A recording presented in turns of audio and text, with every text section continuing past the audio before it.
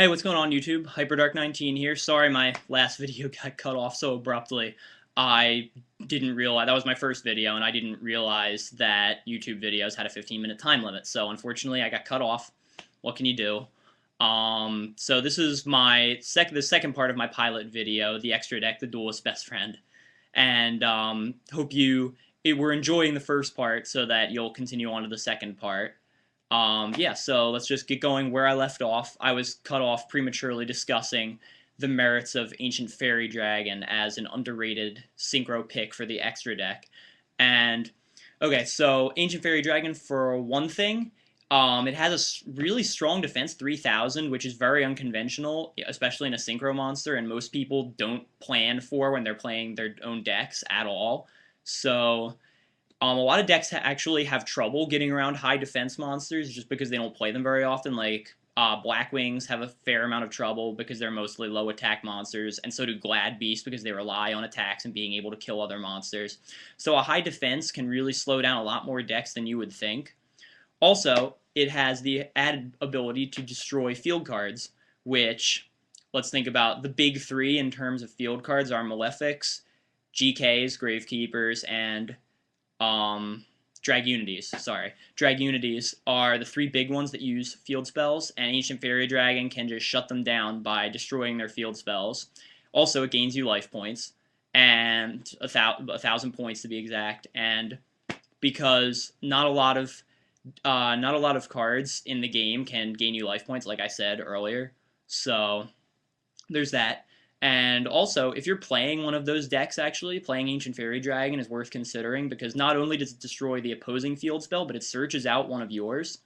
So that's something to consider, I think, and more people should definitely consider putting it in their extra deck. Also, there's that little special summon ability added in there.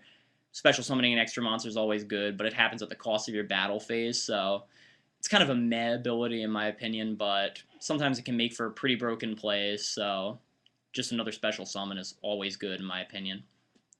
I was also talking about the 6-star slot in the extra deck, which until recently the ban list was occupied, in my opinion, by Goyo Guardian, hands down. I love Goyo Guardian. It's been one of my favorite cards since I started playing with Synchro Monsters, and unfortunately it was banned in the recent ban list. So a lot of people are filling the void with Bryonic Dragon of the Ice Barrier, which is a good card, but just because a card is good doesn't mean it can't be overrated. And I'll say this a lot of times.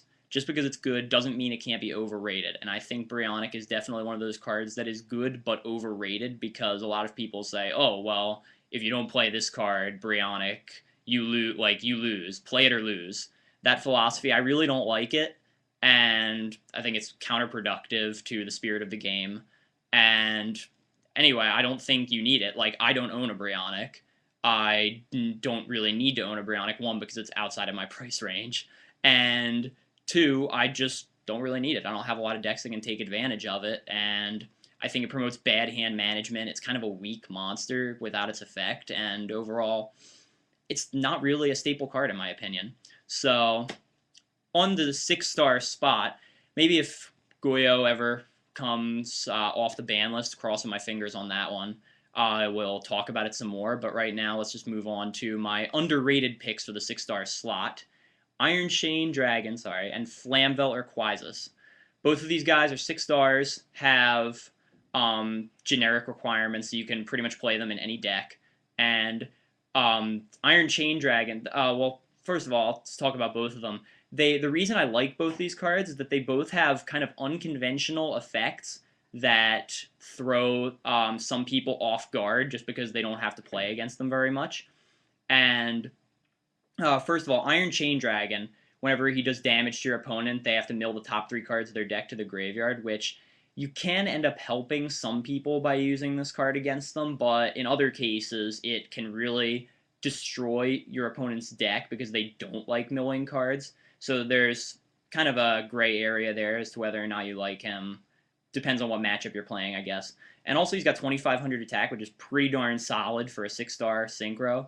So yeah, there's that. And also Flamvel Urquizas, He's got 2100 attack, which is not that good for a 6-star to be honest, but he has the Fairy Meteor Crush effect, which a lot of cards don't have. It's a very underrated effect to have in my opinion. And whenever he does damage to your opponent, he gains 300 attack points permanently. So this guy's just going to keep going up if your opponent doesn't get rid of him. And I think that especially against plants and they spam Dandelion tokens on you, you can do 21. You say, oh, I hit you for 2100 damage. If they can't stop it, that's a pretty big chunk of damage. And even against a Raikou, if they blow this up after you attack it, they still get 2000 damage on them.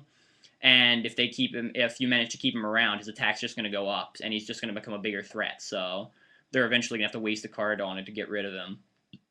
Excuse me. So I think these guys are very underrated picks, and I think they should see a lot more play than they do, especially if you're playing an Iron Chain deck. This guy is just insane. I don't know why you'd be playing an Iron Chain deck, but props to you if you do. You definitely should use this card either way. So that's that. Alright, now I've talked about all the synchros / fusions in the extra deck that I think are underrated or needed. I'm going to go on to some tactics to combat the extra deck and strategies that heavily use synchro / fusion, mostly synchro monsters in general. So tactic 1, the easiest tactic to stop synchro dependent strategies is stop the special summon. And for example, my card to demonstrate this is, you guessed it, Royal Oppression. Royal Oppression, even though it's limited to 1, is an extremely solid card. I love this card. I play it against my friend's dragon deck. It has Disaster Dragons all the time, and he just hates this card because it shuts down his Red Eyes plays and just pretty much allows me to go to town without having to worry about his big swarms. So Royal Oppression, also Archlord Christia out there is another good special summon stopper, even though it's a special summon itself. And also Thunder King Ryo, who has a tribute effect, which goes off even if they have a card like Skill Drain out that's negating it. So that's really, really good. Stopping the special summons is definitely the easiest strategy to stop synchros. And just bottom line is stop the special summon, stop the synchro. Plus, with cards like this, you can stop a lot of other decks that don't rely on synchros, like Christia, Judgment Dragon. You can stop them dead with Royal Oppression and stuff like that. So, yeah, you can stop a lot of things with special summon stoppers. That's why they're so good. And to go on, if you can't stop the special summons, and a lot of synchros have tricky destruction effects like Stardust and Thought Ruler that maybe target them, and like destruction cards don't really hurt them at all, you can try bouncing them with cards like Compulsory Evacuation Device. Also on this list are Neospatian Grand Mole and Intercept Wave, which is a really cool card. I personally side deck it. You should check it out. It's a quick play spell. Change all synchro monsters to defense position, return to the extra deck during the end phase. Stops big swarms, returns them all, and it's a really underrated card in my opinion. People should play more of it. But yeah, Compulse is, and other cards like it, are definitely a solid weapon against synchros because it gets around to nasty destruction of triggered effects like Stardust that really problems like that can't be solved any other way. So Compulse and the like are definitely extremely good choices in stopping the extra deck. And you can also, the alternative is to stop the synchro summons before they happen with Book of Moon. Book of Moon was recently limited to 1 on the ban list. Terrible, terrible idea, I think. But it's still good even if it's just at 1 because it stops Stardust Dragon in its tracks because it flips it down. Stardust can't use its effect if it's face down, so you can hit it with a destruction card while it's face down or just attack it because it has fairly weak defense. But yeah, Book of Moon can also stop the synchro plays before they happen because if they say, like, for example, let's do the plant deck. Oh, well, I'm going to summon Debris Dragon. I'm going to bring back Lone Fire or Dandelion, go for a big Black Rose play. You just say, oh, no, well, I'm going to Book of Moon and flip your Debris Dragon face down so you can't tune with it this turn. So, yeah, that's how you get around that. And there's really, even if they play Royal Decree, this is spell card, as you can tell. So there is really not an easy answer to quick play spells like that, which gives you an edge if you use them. One last thing, a card that I think I used to use, but it's kind of the budget alternative to any of these. Is a card called Grave of the Super Ancient Organism. I don't have a copy to show you with me, but like I said, I don't have my stuff with me. I'm in college. Deal with it. And it's a ultra rare, but it's pretty price efficient. I mean, it's a continuous trap card. Negates the effects of all level 6 or higher monsters and stops their attacks for as long as it's face up on the field. Pretty solid weapon against synchros if you think about it, because most synchros out there that people use a lot of are level 6 and higher. So it stops them from attacking and shuts down their effects. But I mean, won't shut down Stardust because that's like a Ryo type effect. But yeah, it definitely has potential in the hands of some decks, like decks that like to direct attack, like I don't know, Watts maybe. I really like Watts, but yeah, they can really take advantage of that card because it shuts down your opponent's big plays while you just direct attack them all day. So Grave of the Super Ancient Organism is definitely an underrated card that I think a lot of people should consider using. But that's just my opinion.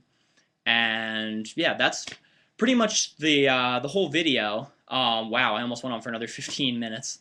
I've got a lot to say, I guess. I'm just having a lot of fun doing this. So please comment, subscribe to my channel, HyperDark19's Thoughts on Yu-Gi-Oh! So please, I will do more videos in the future, deck profiles, a little segment I like to call Battle Royale, where I compare two cards that I find that like could oppose each other for a spot in your deck or your extra deck, or that just by theme oppose each other, and see how they like which one is the better pick.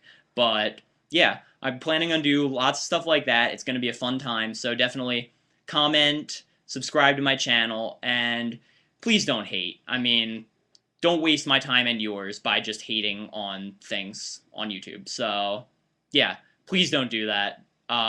Respect is what this game is all about.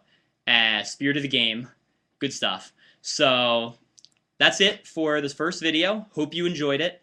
And until next time, rule the meta. Don't let the meta rule you. Peace, YouTube.